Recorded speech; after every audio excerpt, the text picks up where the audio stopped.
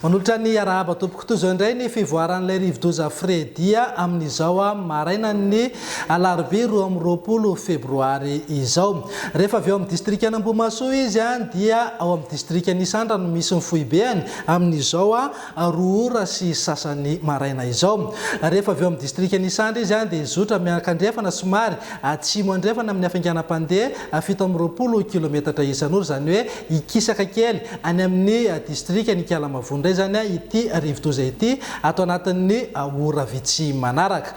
Somary nahitana fianana ny heriny na izany naty izany aza mbola mitondra rivotra eo amin'ny 520 kilometatra isan'ora izy, raha natafiotra 10 kilometatra isan'ora.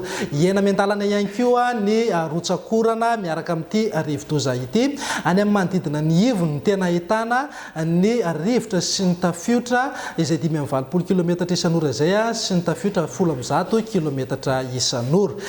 Izay indray ny vaovao tselatra mahakasika an'ilay rivo-doza Fredia.